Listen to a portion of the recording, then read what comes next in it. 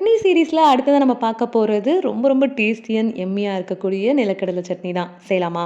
இது செய்றதுக்கு ஃபர்ஸ்ட்டு கடாயில 1 கப் அளவு நிலக்கடலை, அதாவது வேர்க்கடலைய ட்ரை ரோஸ்ட் பண்ணிக்கலாம். நல்லா வாசனை வந்து கலர் மாறுற அளவுக்கு நல்லா வறுபட்டதுக்கு அப்புறமா எடுத்து தனியா வச்சுக்கலாம். இப்ப அதே கடாயில 1 டீஸ்பூன் அளவு எண்ணெய், 1 டீஸ்பூன் உளுந்து சேர்த்து, உளுந்து வறுபட்டதுக்கு அப்புறமா இதுல 1 வெங்காயத்த, பெரிய சைஸ் வெங்காயத்த சேர்த்துட்டு, கூடவே ஒரு 10 பல்லு பூண்டு சேர்த்து நல்லா வதக்கிக்கலாம். இப்ப இதுலயே நம்ம ஆல்ரெடி வறுத்து வச்சிருக்கிற வேர்க்கடலையும் சேர்த்து ஒரு வதக்கிட்டு, இப்ப இதுலயே 2ல இருந்து 4 வரமிளகா உங்க காரத்துக்கு ஏத்த மாரி சேர்த்துக்கோங்க. இது மீடியம் காரமா தான் இருக்கும். இது கூடவே 1 டீஸ்பூன் கல்லுப்பு, ஒரு சின்ன நெல்லிக்காய் சைஸ் அளவு புளியும் சேர்த்து எல்லாம் நல்லா வதக்கிட்டு, ஆறுனதுக்கு அப்புறமா மிக்ஸி ஜார்ல சேர்த்து ஃபர்ஸ்ட்டு ஒரு ஓட்டு ஓட்டிட்டு, அதுக்கப்புறமா கொஞ்சமா தண்ணி விட்டு நல்லா மைய அரைச்சு கொண்டு வந்துடலாம்.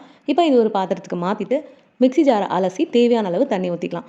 சட்னிய தாளிக்கிறதுக்கு 1 டீஸ்பூன் எண்ணெய், 1 டீஸ்பூன் கடுகு, 1/2 டீஸ்பூன் சீரகம், கொஞ்சமா பெருங்காயத்தூள், கொஞ்சம் கருவேப்பிலைகளும் சேர்த்து எல்லாம் நல்லா பொரிஞ்சதுக்கு அப்புறமா இந்த சட்னியில சேர்த்துட்டு நல்லா கலந்து சுட சுட இட்லியோ, தோசையோ செஞ்சுட்டு நல்லா அந்த சட்னியில டிப் பண்ணி சாப்பிட்டோம்னா சும்மா டக்கரா இருக்கும். கண்டிப்பா ட்ரை பண்ணி பார்த்துட்டு மறக்காம நம்ம சேனல ஃபாலோ பண்ணிக்கோங்க. டாடா!